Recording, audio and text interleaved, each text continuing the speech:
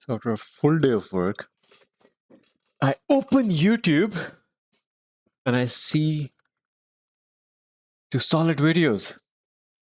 एक में there's Bass Rutten, which I do not know why everyone is not talking about. Like, he's literally one of the most terrifying MMA fighters to ever live.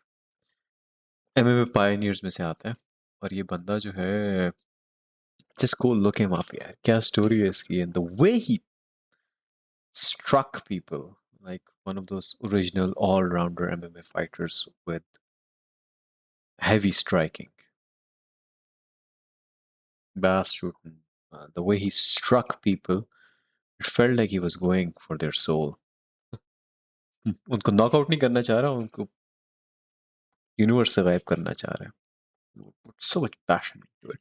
इसकी मैंने एक fight देखी थी. इसने fighter को I guess 3 या 4 leg kicks के बाद बिल्कुल खत्म. The guy gave up. He's like, no, I cannot take it.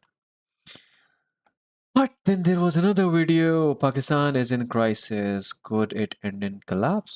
Is it doomed? It says on the thumbnail.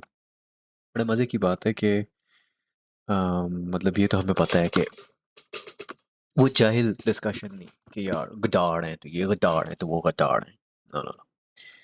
Logically जो लोग बातें करते हैं उसमें शुरू से एक टोला रहा है जिसने कहा यार पाकिस्तान ऐसी गप है. और ये इवेंचुअली कोलैप्स करेगा.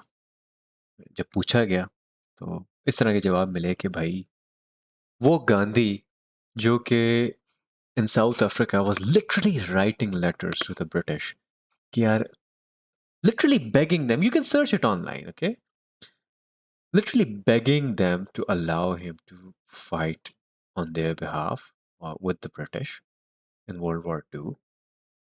A person, and I'm still referring to Gandhi, who thought and who said in his official written letters कि I believe whites are the supreme race and they should rule. मतलब ये मैं approximate wording बता रहा हूँ. और फिर उसके बाद अंग्रेजों ने उसकी हालात देखे कि भाई तू do not go into the war if you're that passionate of a servant, then okay, fine, we'll allow you to drive an ambulance. That person wears a धोती. धोती पहन के वो सब कॉन्टिनेंट में पहुंच गया. खिलाफत का वो लगाया और उस टाइम जो तुर्की जो है उसकी खिलाफत का भी मसला बना हुआ था. Now to explain कि how these two खिलाफत वाली चीज़ें are related is something that you should look up online. कि कैसे अब उस ज़माने में सोशल मीडिया तो था नहीं, ये चीज़ें तो थी नहीं, तो वो स्लोगन जो है ना एक अम्ब्रेला स्लोगन बन गया था और एक अजीब सा ह्यूमन बिहेवियर है कि उस वर्ड के साथ अटैच सेंटिमेंट को रीडायरेक्ट किया गया. ये उन लोगों का कहना है कि यार ये फुद्दू खाता था, ये अंग्रेज़ों के चाटने वाला, वो आके एकदम से अंग्रेज़ों से आज़ादी हो रही है वो कर रहा है और इतनी धोती पहन के फिर रहा है और पता नहीं क्या चीज़ बन गया. फिर बंदा मतलब नेचुरली आई आस्क्ड देम कि भाई कायदे आज़म का क्या सीन है फिर. Similar answers. वही दोनों गुजराती थे. कायदे आज़म साहब को तो उर्दू तक नहीं आती थी. उनका उठना बैठना पहनना ओढ़ना उनकी एजुकेशन सब बरतानवी थी. It was all British. All of a sudden he was like, anyhow, I'm not saying I believe in what they say because what they say goes on and on and on.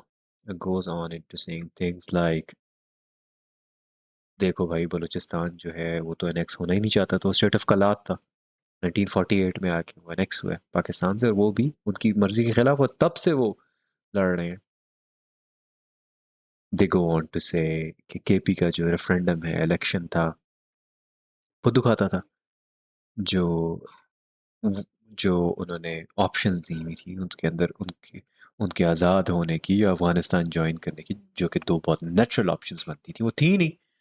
उसके बावजूद जो eligible voters हैं उनमें से एक बहुत छोटे जो है फ्रैक्शन ने वोटिंग की और उसके रिजल्ट्स भी इतने इतने कोई नहीं थे कि 90% हो, मेरे ख्याल से कोई 49-51 टाइप की रेशो थी, 51 इन फेवर पाकिस्तान परसेंट। कहते हैं फुदू खाता था।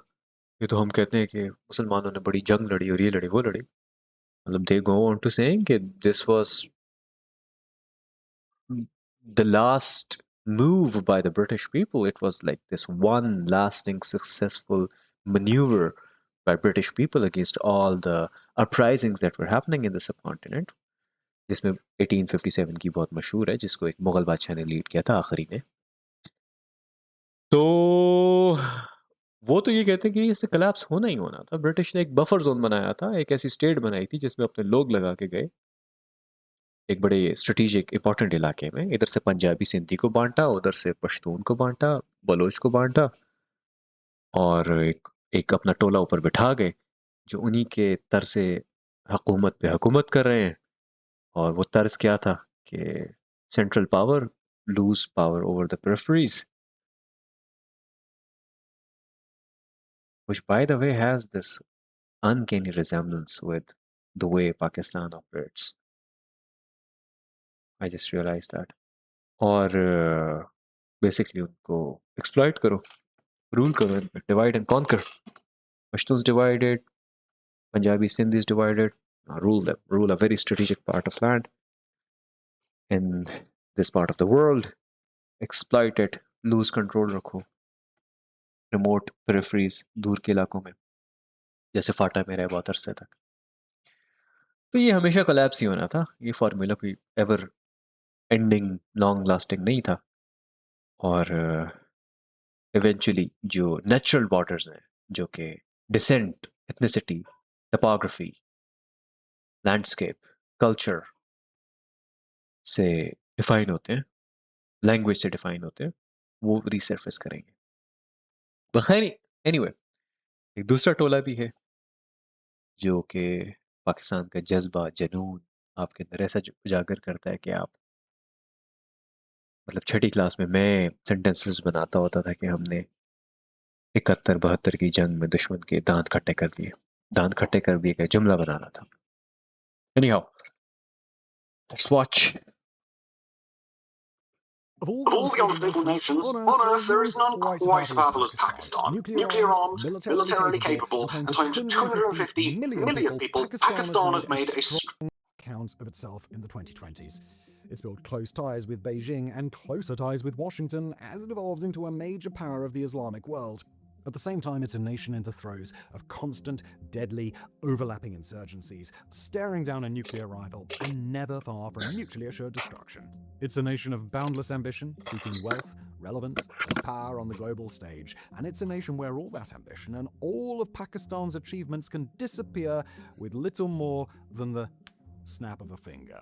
Every day, Pakistan and its leaders walk a tightrope, really. tiptoeing their way toward what could be a glorious future and doing everything in their power to avoid a catastrophic fall from grace. But right now, Pakistan's position has become more dangerous than ever. Terror groups and separatist movements on its soil have been emboldened, and its political opposition is cornered with no way out except to fight. Its economy is stumbling, its regional position is precarious, and its new global friendships threaten to pull it in all directions at once. Worst of all, the nation's paramount leader and his allies seem to think they've already won, and in a nation that's never far from the brink of crisis, overconfidence can turn into a deadly mistake. Bombs across Balochistan. In the early morning hours on Saturday, the 31st of January, the nation of Pakistan was hit with one of its largest terror attacks in years. The attack was centered on the resource-rich but impoverished province of Balochistan, a relatively rural region that makes up over 40% of Pakistan's total land area. In the regional capital city of Quetta, and in cities and towns all around the province, armed gunmen stormed police stations, banks, markets, schools, and seemingly every other target within their reach. One thing that I do not know about Baloch insurgency is कि इसमें सिर्फ Bloch ही involved हैं या भरावी भी? I know a lot of people would say, oh, Bharawis are Baloch as well, but Bharawis are not Baloch. उनकी language का नाम भी भरावी है और वो बलोचों के साथ मिक्स हो गए हैं. They count themselves as Baloch people, but technically they're not Baloch. They're just Bharawis. और भरावी लैंग्वेज जो है वो I guess उसकी roots South Indian बनती हैं. Not sure. So are Bharawis a part of this BLA, BLF stuff? Yeah, it's just Baloch people. Using explosive vests, rifles, and improvised bombs, those militants killed Oh dozens of my people at a god. minimum, although the precise death toll is unclear. According to the Pakistani government, over 35 civilians died in the attack, along with 22 police, military, and militia members who had tried to stop the bloodshed. According to the organization responsible, the attack was called Operation Heroth, or Black Storm, and had resulted in the deaths of 84 members of Pakistan's security forces, with another 18 taken hostage. The group that took credit for the attack was the Balochistan Liberation Army, better known to BLA. English-speaking observers as the BLA.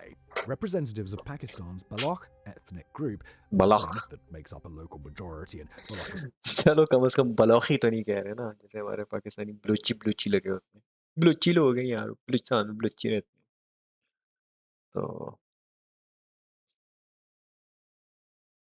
इनसे क्या लग रहा है province, the BLA have been fighting an ongoing insurgency against Pakistan for years. They're a separatist group advocating for an independent Baloch state in an effort that's been ongoing since Pakistani independence in the late 1940s. At the heart of their insurgency is a grim reality. Balochistan possesses incredible natural resources. It should be a wealthy and abundant place. It should be and Lanatul Azim on people who back in the days used to tell us कि यार क्या बलूचिस्तान में क्या gas है वो भी खत्म हो रही है मतलब I know such shooters who used to say such stuff, you know, army brats, a very intellectual army brats used to say this, and some panjuks, dhotis used to say it. That just tells you, yaar, कि they are innately so biased and against you in general. They don't even want to entertain the idea that there could be some value to you. And once the whole world starts screaming, once you discover something like Recordec, which is literally the biggest open copper gold mine in human history, only then do they accept कि अच्छा यार ये चीजें हैं फिर भी उसके बाद भी they would keep saying stuff like ये तो हैं ही गदार होते हैं सोचो हमने मारना किया तो क्या स्टार्ट हो जाएगा बलच्ची तो होती ऐसे हैं there's a lag in between reality and the realization of such morons. But they are abundant, replete in Pakistan. But it is exploited by the Pakistani government and its foreign partners, while the Baloch people never see a dime. The attack on Saturday the 31st was the latest in the BLA's keep saying insurgent campaign, which has only grown in its sophistication and coordination over the last several years. In response, Pakistani security services took action quickly. They leapt into action across towns and villages, began engaging BLA insurgents in the streets, and locked the region down while the terror attack was dealt with. Over the next 2 days straight, the region would be consumed by near continuous gun battles, with Pakistani authorities claiming that 145 BLA militants had been killed by Sunday evening. On Wednesday, Pakistan reported the liberation of the town of Nushki, where BLA forces had taken over and then turned their weapons outward to defend against a siege. Dozens more militants and 7 police officers were declared to have been killed before the town had been cleared out fully. At that time, Pakistan indicated that fighting was still ongoing elsewhere, with nearly 180 BLA insurgents dead, and by then, the BLA was claiming that its fighters had killed 280 members of Pakistani security forces or more. Now, the truth of the death toll in Balochistan may not be known for some time, if, that is, the world ever learns the true toll on either side. Both the BLA and the Pakistani government are known to underreport death tolls on their own sides and inflate the claims of losses suffered by their adversaries. But regardless of the specific numbers, the scale of the BLA's weekend attack was undeniable.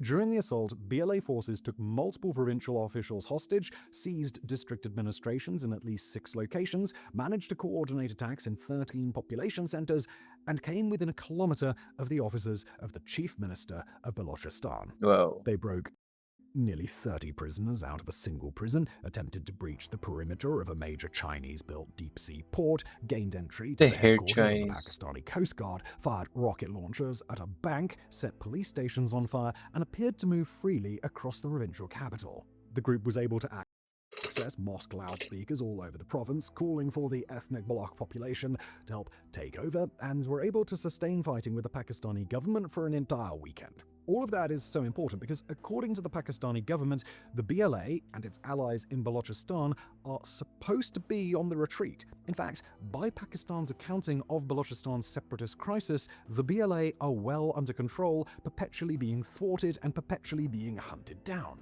Just a day before the BLA's massive attack, Pakistan had announced that it had killed over 40 of the group's fighters in a pair of raids on their hideouts. In 2025, after BLA fighters hijacked a train and held it and its passengers hostage in a tunnel for over a day, the Pakistani government carried out reprisals and counterinsurgents operations that were supposed to ensure that such a thing could never happen again. Pakistan has rallied against the nation of India, which it accuses of That's such an important point. Do you remember Pakistani army, Pakistani forces in general, but more specifically the army, saying stuff like, we're going to clean them up, भागेंगे और ये करेंगे और पता नहीं जो सारे dialogues होते हैं. But then the largest insurgent attack happened after that. fueling and supporting the Baloch insurgency, and has claimed that its crackdowns in the region were supposed to keep the group weak while curtailing any outside influence. And yet, here Pakistan was, again, with smoke rising over towns and cities, after almost 200 militants were able to carry out an attack on this scale. We start this episode about Pakistan's overall crisis with the story of the BLA and its recent attack, because both the BLA's strength and its ability to endure despite Pakistan's best efforts at counterinsurgency point to a much, much deeper problem. The people of Balochistan may be poor, but their land is some of the richest in all of Pakistan, and in an Some of the richest, like he's not doing justice. It's the richest land. End of the story. Sui, Recotech, Muslim Bagh. सिर्फ यही तीनों जो है ना, the resources that they produce are, if exploited the right way and mined the right way, are almost equal to what the rest of the country produces naturally. Forget all the other gold and copper mines जो इधर उधर मिल रही है, या कौन सा district है बलूचों का जिसके अंदर एंटीमनी है, वशक का antimony. Forget all that. economic sense, it is extremely important for Pakistani authorities to protect. This is a place where And funnily enough, when Pakistan became a country, got its independence, of course, उस वक्त there was a foreign currency deposit का problem कायदे आज़म के लिए, और फिर जो state of कलात जो कि अब बलूचिस्तान है, जो कि 48 में पाकिस्तान का पार्ट बन गई,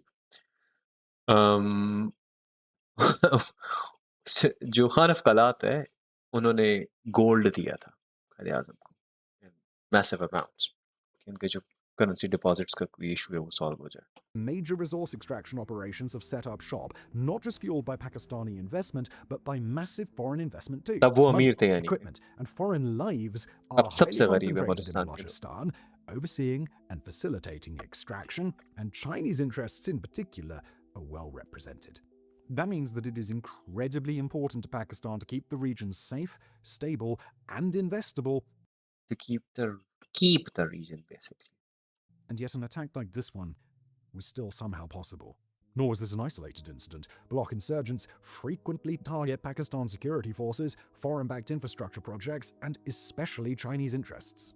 The BLA and their allies are a known quantity, with known ambitions and known operational objectives, and yet, when Pakistan gives its best attempt to stabilize the region, this is the result. If an attack like this is even possible, then the BLA isn't on the retreat, it's on the offensive. Nor is this the only asymmetric insurgency that Pakistan faces. It also deals with a second major terror threat in its more northerly regions from the Pakistani Taliban, a group that's separate from the Afghan Taliban, although Pakistan accuses the Afghan Taliban of supporting their Pakistani brethren. Operating primarily in the regions along the Afghan border, the Pakistani Taliban work alongside a network of other jihadist insurgencies, drawing local support from parts of the country's ethnic Pashtun. Did he just highlight the region near Punjab as Afghanistan's border. That's what they're saying. Population in the process. While Anyhow, the Pakistani just Taliban kidding. hasn't quite returned to the strength they enjoyed during the peak years of the war on terror, they've become a literally constant threat to Pakistan in the 2020s, perpetrating well over 1,000 recorded attacks in the last 2 years. Today, their objectives center on the establishment of locally based Sharia systems in the parts of Pakistan they control, where they can thus develop a level of semi-autonomous governance. They benefit tremendously from Pakistan's porous border with Afghanistan, crossing the border zone with such impunity that Pakistan fought a brief border war with its western neighbor in 2025. They also create a highly permissive environment for other, smaller, but even more dangerous jihadist groups, including the Islamic State, to set up shop. Again, That this scares is me. a known, persistent security threat that Pakistan hasn't just struggled to neutralize. Pakistan security services have been unable to stop the Pakistani Taliban from growing, both in terms of their reach and their operational potential. Today, the Masood, that was like, I don't know what it is with Masood Taliban from people. growing, both in terms of their Let me reach pause there and their again. I do not know what it is with Masood people. Oh, that's that Hassanullah, वो जो army के बहुत एक high security presence से गायब हो गया, निकल गया. क्या टेक्नोलॉजी है इनके पास. तो खैर, I'm pretty sure this is a Masood guy from Waziristan. इनकी कैप से पता चलता है. कैप का जो ये टॉप है ना, उसको ये लोअर बॉर्डर से बाहर ऐसे निकाल के छतरी सी बनाते हैं. I do not know what it is with Masood people, but दुनिया की कोई जंग इंसर्जेंसी इस इलाके की आप देख लें, वो इनके बगैर इनकम्प्लीट है. इधर पाकिस्तान के तालिबान जो टीटीपी है उसके अंदर they are in higher ranks, उधर अफगानिस्तान के अंदर they are in higher ranks. और ये एक कबीला है जिसके बारे में ब्रिटिश ने खुद लिखा था कि they have this habit of fighting. Imagine करो at one point in history British जो थे, ग्रेट ब्रिटेन जो था, यूनाइटेड किंगडम जो था, ब्रिटेन जो था, which was the superpower then, had equal amount of Nafri soldiers stationed around Waziristan as they had in all of the India. That should give you an idea of what these people are. They're so fearless. And now they're against us. Now they're against Pakistan for the most part. Not now. I mean, they have been against Pakistan for, I don't know. In the initial years, they did not give a damn. They were like, "Mish pratayu. Mish pakpal tarika chalishu." हम पढ़े हुए हैं, हम अपने तरीके पे चलते हैं. उधर से अफगान आए, उनको ठोकते थे. नो, हमारी टेरिटरी से नहीं घुसना. Stay where you are. इधर से क्योंकि फेडरली एडमिनिस्ट्रेड ट्राइबल एरियाज में तो उनके लॉज डिफरेंट थे, एक अलग किस्म की लाइफ थी इनकी. But eventually हमने we did a great job of completely turning them against us inside out. हाँ, लोग कहेंगे कि नहीं जी, मेरा एक दोस्त है, वो मसूद है और वो आर्मी में है. होते हैं, बिल्कुल होते हैं. But for people who are not such idiots, who would not say such idiotic stuff, uh, I'm saying what I'm saying because they understand what I'm trying to communicate. operational potential. Today, the insurgents have made themselves drug trafficking kingpins, funneling narcotics into some of Pakistan's biggest cities and its most important economic centers. They've built highly robust, resilient local networks where they've clearly demonstrated an ability to plan operations without Pakistani intelligence catching on. And like the insurgency in Balochistan, they've become so emboldened that they've placed limitations on their own operations unilaterally. Both the BLA and its allies, and the Pakistani Taliban and its allies, prioritize targets that either represent the Pakistani federal government, its institutions, and its military, or targets that represent outsiders, foreign investors, foreign nationals, and even people from other parts of Pakistan. In both cases, Pakistan is fighting operationally savvy, highly capable, flexible, and well-armed insurgent groups, and Pakistan is losing. Neither the BLA nor the Pakistani Taliban are going to overthrow Pakistani leadership directly in the next few years, but both insurgencies are growing stronger despite Pakistan's best attempts to get in their way. And that And would Afghans are already fighting be a it. serious problem before we get to everything Indians else. too. And before we do get to everything else, and all of the Irani other भी हमसे कोई problems प्यार नहीं that करते. contribute to Pakistan's severe crisis, we've got to talk about a problem that our team's been working on around the clock, here at Warfronts and our sister channel Homefronts, for underreported conflict. हर तरफ से भाई हमारे पे attack है, हर तरफ से. I would say we explained that by the foundations. Now, just a moment ago, we explained that by themselves, neither the Baloch separatist insurgency nor jihadist groups like the Pakistani Taliban would be able to bring down Pakistan's government anytime soon. The trouble Yeah. सही is that base को Pakistan's high करते domestic हैं. security crisis is wrapped up in a far larger crisis, and while it's not true that the larger crisis would allow the BLA or the Pakistani Taliban to take over Islamabad, that's also not their objective. Fundamentally, both of Pakistan's major internal threats benefit from chaos. The weaker Pakistan is, the better, and if the Pakistani state were to decay so badly it began to crumble, then they'd stand to benefit. But they wouldn't be the only ones. From Pakistan's persecuted and enraged political opposition to its economically disenfranchised civilians to the people who believe they should be running the Pakistani state, chaos helps everyone except those who are already in power. We'll start with Pakistan's opposition, where just a few short years ago, members and supporters of that opposition believed that they still had the ability to effect real change in the country. Although Pakistan has long been ruled by its military, which relies on a well-controlled civil government to exercise its will, recent leaders like former Prime Minister Imran Khan have seemed to push back against the military in meaningful ways and succeed. Today, that's no longer the case. Khan is imprisoned after a years-long saga that saw him accuse the military of rigging elections outright as peaceful protesters took to the streets in widespread unrest and paid the price. In the reprisals and They crackdowns weren't that followed, entirely peaceful. Pakistan has severely restricted media freedoms, civil society, and its own domestic politics. Enforced disappearances of journalists, rights leaders, and other critical voices is quite common. Citizens broadly understand that the military is willing to manipulate elections as it sees fit, and Imran Khan himself faces hundreds of legal cases. Many of ये पाकिस्तानी होता ना तो इसको we go के बाहर की दुनिया नहीं पता. those cases won't matter in the end, since Khan is already likely to spend the rest of his life in prison. For Pakistan's military leadership, and especially the country's real leader, Field Marshal Asim Munir, its conduct comes Real with a clear leader. benefit. Namely, that That's they the allow goal the I talked. military to hold on to its power directly, but the problem with engaging in such naked acts of political repression is that Pakistan's leadership has now left its opposition with no way out. And when a political opposition starts to believe that there's no way to make its voice heard within the status quo, its incentives start to shift rather quickly.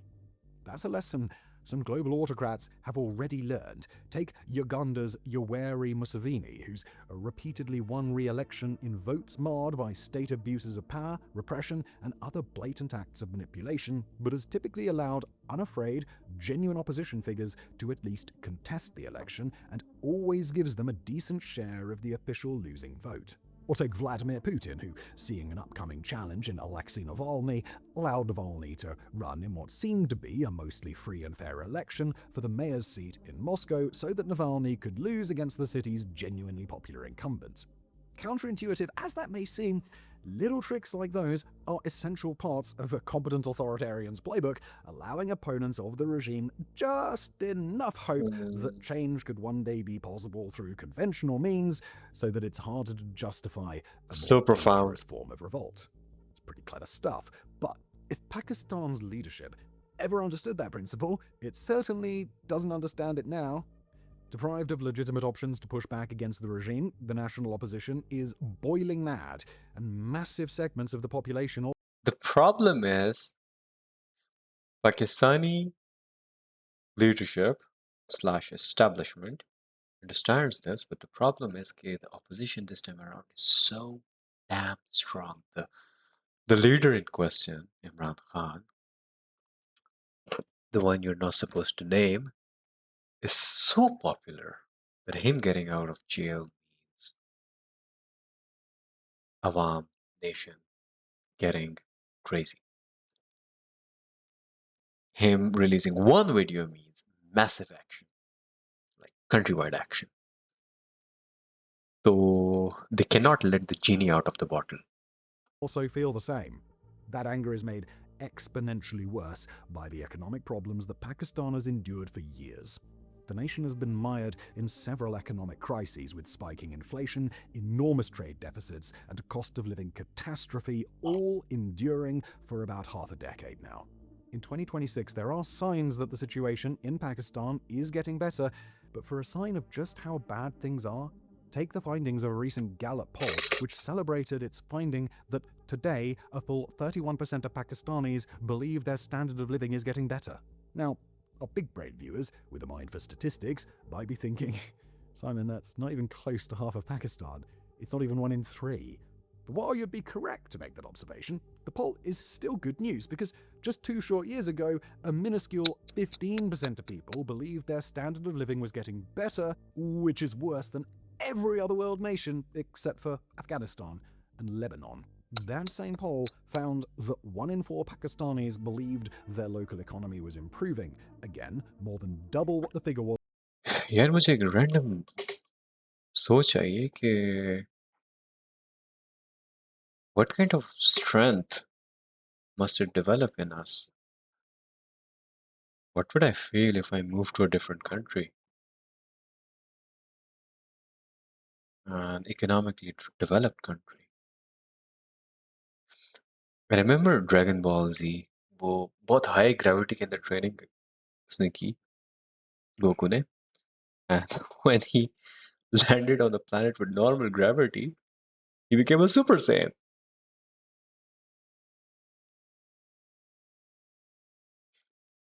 Yeah. Was just 2 years ago. 6 in 10 Pakistanis disapproved of the nation's leaders, and 71% believe that the government is corrupt. Again, better than the nearly 90% from that same poll in 2023. Minor improvements aside, the economic plight of ordinary Pakistanis is still dire, and for the nation's ruling regime, it's difficult to overstate just how massive of a problem that is. After all, this is 2026, and over the past couple of years, we've seen Gen Z revolutions topple dictatorships and dropkick finance ministers for less in nations that are uncomfortably close to Pakistan's own borders. That's before we even mention the extreme anger with Pakistan in disenfranchised regions, not just including Balochistan, but places like Kashmir. Worse yet, the military's repression campaign means that for the last few years, there's been nobody else to blame except the military and their puppets in parliament. Add to that the fact that the same military is being slammed from all angles on domestic security while also trying and broadly failing to manage an economy that would take many years of competent leadership to truly repair. Centralization of so many responsibilities under the ultimate direction of Pakistan's military was risky business even when things were going well, let alone when they're going this badly. Then there are all the challenges that Pakistan faces beyond its own borders, where the obvious 2 places to start are India and Afghanistan. Pakistan Obvious 2 fought places limited to start. conflicts with both nations in 2025, and granted, it did have reason to come away from both dust-ups and claim a level of success. Against India, Pakistan claimed to have shot down several French-made fighter jets using its Chinese models, a claim Well, that Beijing happened. has very enthusiastically turned into a marketing tool for its hardware, while against Afghanistan, Pakistan clearly gained the upper hand in the head-to-head battles that took place. In both instances, however, there's more to the story. Against India, Pakistan may have avoided a nuclear exchange and even gotten a few victories to tout on state television, but it's engaged in battle with a significantly stronger neighbor, left that neighbor with a black eye and a bruised ego that might make future Yeah. confrontations on India's terms more likely. And against Afghanistan, while Pakistan won most of the head-to-head battles, it failed to meaningfully deter the Pakistan Taliban from doing what it wants in the border zone or compel Afghanistan to do anything to rein them in. Pakistan achieved its tactical objectives, but not its strategic ones. And now it's put itself into a bind with its own hardliners. When India is perceived to have provoked Pakistan or the Pakistani Taliban causes chaos in and around its regional strongholds, the military government's dwindling base of supporters expect it to go to war and bring home victories worth bragging about. Worse still, Pakistan may be overcommitting itself internationally in new alliances and security arrangements that would seem to be a victory for Islamabad, but only if you don't look at them very closely. In 2025, Pakistan signed a mutual defense treaty with Saudi Arabia, complete with a NATO-style guarantee of collective security, where an attack on one nation is an attack on both. Turkey appears to be pursuing something similar, although Turkish sources recently told the global press that they won't join that Saudi-Pakistan alliance outright. Pakistan is deepening security ties with Qatar and Egypt. It's making overtures to unstable governments in Somalia, Libya, and Sudan. And every single time it does, it places itself at greater risk of being drawn into Middle Eastern power struggles, Islamic world rivalries, or even open conflicts. That sort of geopolitical engagement, where Pakistan can position itself as a dominant force in the Islamic world, is all well and good, until somebody, somewhere, calls Pakistan's bluff. On the other side of the Middle East's shifting security landscape, India is throwing its support behind a new axis that includes Israel, the UAE, Ethiopia, and Morocco, among others, meaning that India and other nations that would oppose Pakistan now have the opportunity to lure it into a never-ending series of proxy contests. And all of that before we factor in a potential collapse of the ruling regime in Iran, or any other scenario that could prompt a refugee crisis on Pakistan's border. Iran is a nation of roughly 93 million people, over double that of Afghanistan, where Afghan refugees have already placed a severe strain on Pakistan for many years. Zooming out even further, there's Pakistan's precarious relationships with its two largest foreign partners, China and the US. We'll discuss How is a relationship with China precarious? Okay. with its two largest foreign partners, China and the US. We'll discuss Pakistan's connections with the US first, since they're the ones that deepened more recently, as Yeah. Field Marshal Munir has deepened a personal relationship with Donald Trump. America's current administration values its ties in Pakistan for several reasons, but two reign supreme: China and critical minerals. On the one hand, the US wants to strengthen its presence in Pakistan to counter China, but that's a difficult task. Pakistan is one of China's closest friends anywhere on Earth, Yeah. even if their relationship remains very complicated, as we will explain in a moment. Basically, if I were to put it in very raw words, being a prostitute is such a problem, right? It's such a problem. I'm not saying मैं मुल्क को prostitute कह रहा हूँ, but to exaggerate things, you know, it's such a problem. उसको भी चाटना है, पर उधर से भी पैसे मिलते हैं, उधर भी चाटना पड़ेगा. उफ यार, उसको नाराज करें, इसको नाराज करें, क्या करें?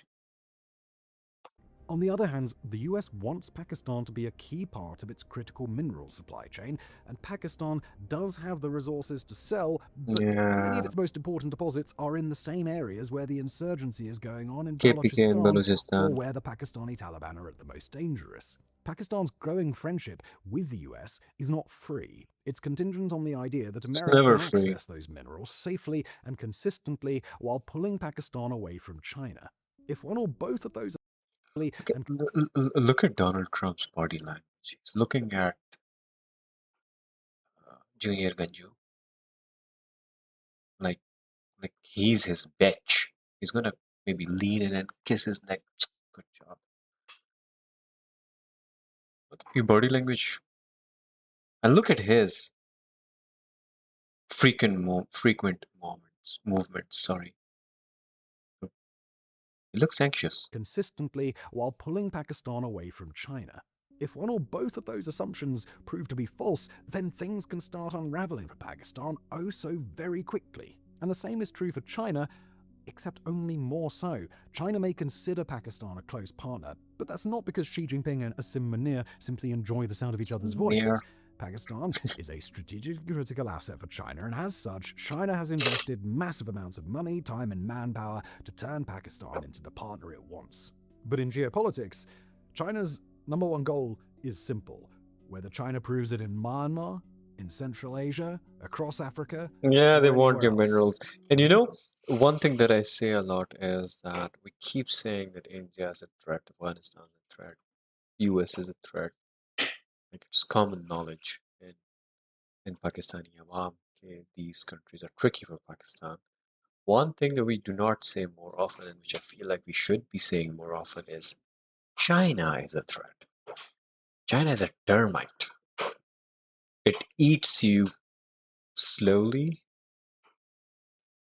but eventually completely.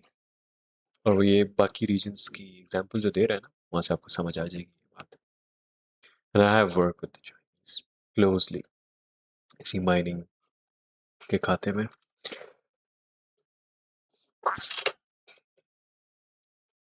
बड़े भूखे लोग हैं भाई, बहुत भूखे लोग हैं. You do not touch China's shit. And if you're a government that China's partnering with, then make sure that nobody can touch their shit.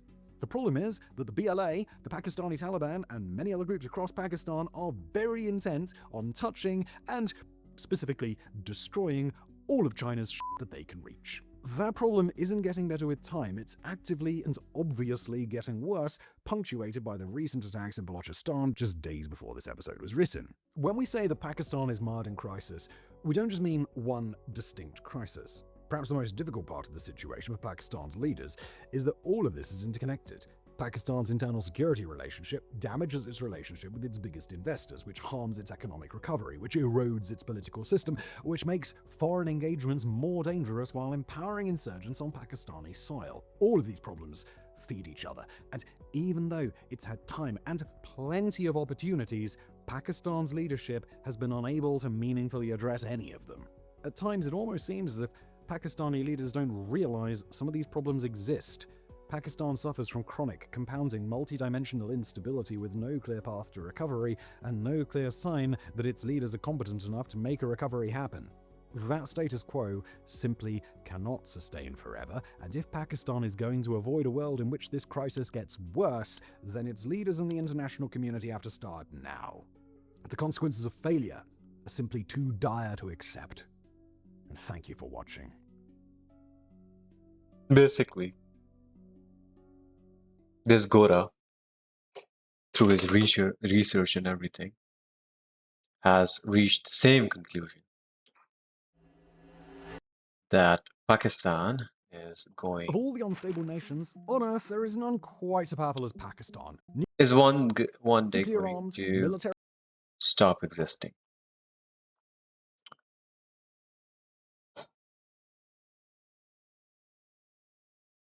Which would be such a heartbreak.